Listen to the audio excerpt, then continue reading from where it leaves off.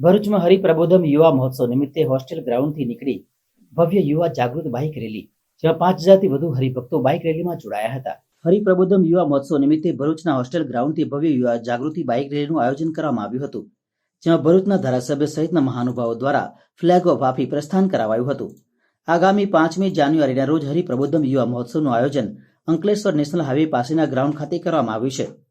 તે નિમિત્તે ભરૂચના હોસ્ટેલ ગ્રાઉન્ડથી હરિપ્રબોધમ યુવા જાગૃતિ રેલીનું આયોજન રાષ્ટ્ર ધર્મ ભક્તિ જયકાર સાથે પર્યાવરણ જાળવણી, નારી સન્માન સહિત સામાજિક જાગૃતિના જયકાર સાથે કરાયું હતું.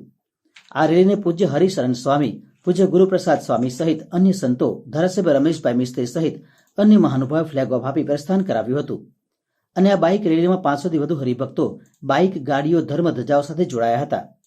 આ હરિપ્રબોધમ યુવા જાગૃતિ રેલી હોસ્ટેલ ગ્રાઉન્ડથી નીકળી શક્તિનાથ સર્કલ, શ્રવણ ચોકડી, દહેજ બાયપાસ રોડ સહિત વિવિધ વિસ્તારોમાંથી પસાર થઈ આત્મી સંસ્કારધામ ખાતે પૂર્ણ થઈ હતી.